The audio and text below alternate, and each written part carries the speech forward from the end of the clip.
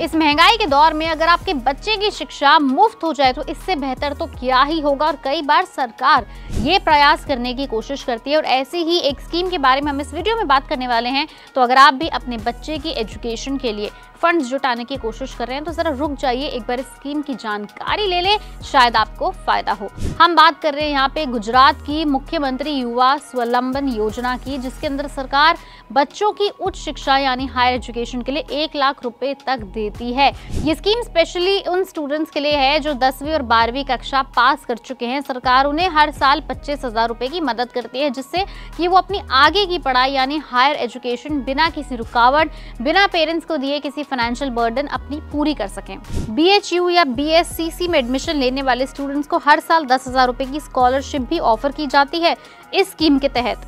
और सबसे अच्छी बात तो ये है कि सिर्फ शिक्षा ही नहीं, रहने के लिए भी पैसा दिया जाता है इस स्कीम में। जो बच्चे हॉस्टल के अंदर रह रहे हैं, अपने घर से दूर रह रहे हैं, उनको भी साल के 12,000 रुपए का एड यानी 12,000 रुपए की मदद दी जाती है। लेकिन अब पहले ये जान लीजिए कि इस स्कीम के अंदर अप्लाई करने के लिए एलिजिबिलिटी क्या है। इस स्कीम के अंदर वही बच्चे अप्लाई कर सकते हैं जो गुजरात के अंदर पढ़ाई कर रहे हैं। बच्चे को 10वीं, 11वीं या 12वीं कक्षा में होना चाहिए। उससे कम कक्षा वाले बच्चे इस स्कीम के लिए अप्लाई नहीं कर सकते हैं, क्योंकि ये स्पेशली हायर एजुकेशन की स्कीम है। एक और खास बात आपको ध्यान रखनी है, क्योंकि ये स्कीम स्पेशली उन बच्चों के लिए है जो अंडर प्रिविलेज हैं, ऐसे घर वाले जो अपने बच्चों की शिक्षा फंड नहीं कर सकते। इसलिए इस स्कीम के अंदर अप्लाई करने के लिए आपको EWS कैटेगरी का होना चाहिए और आपकी परिवार की एनुअल इनकम यानी सालाना कमाई पूरे परिवार की 5 लाख रुपए तक यानी 5 लाख रुपए से ज्यादा नहीं होनी चाहिए।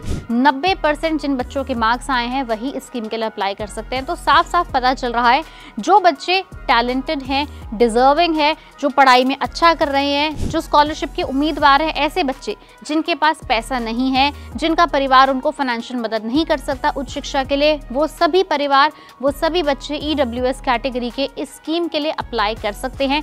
अब बात आती है मेन डॉक्यूमेंट्स की। डॉक्यूमेंट्स बहुत ज्यादा नहीं चाहिए। आपके पास आपका आधार कार्ड होना चाहिए आपके पास, क्योंकि गुजरात की स्कीम है तो गुजरात के एड्रेस का आपका प्रूफ होना चाहिए। साथ ही बैंक अकाउंट डिटेल होनी चाहिए। स्कूल की 10वीं, 11वीं, 12वीं की मार्कशीट होनी चाहिए। साथ ही साथ अगर आप किसी कॉलेज में अप्लाई कर रहे हैं तो उस कॉलेज का एंट्रेंस एग्जाम या एंट्रेंस एग्जाम पास करने का प्रूफ होना चाहिए। छोटे मोटे जो डॉक्यूमेंट जरूरी होते हैं, आपके परिवार की एनुअल इनकम का डॉक्यूमेंट होना चाहिए, माता पिता का आधार कार्ड या कोई आइडेंटिटी कार्ड लगेगा। तो ये कुछ डॉक्यूमेंट्स हैं जो इस स्कीम को अगर आप अप्लाई करते हैं तो आपको आगे चल के देने होंगे। तो अगर आप भी कोई ऐसे स्टूडेंट हैं या आपके बच्चे उस कैटेगरी में आते हैं जिनके 90% से ज़्यादा मार्क्स आते हैं, लेकिन आपके पास ज़्यादा आर्थिक सहायता नहीं है अपने बच्चे को आगे पढ़ाई कराने के लिए, तो आप याद रखिए गुजरात की स्कीम है मुख्यमंत्री युवा स्वावलंबन योजना। इसके तहत आपके बच्चे को मुफ्त में हायर एजुकेशन मिल सकती है। अगर आपका फिर भी स्कीम से रिलेटेड कोई डाउट है, कोई सवाल है, तो हमें नीचे कमेंट सेक्शन में लिख के जरूर बताएं।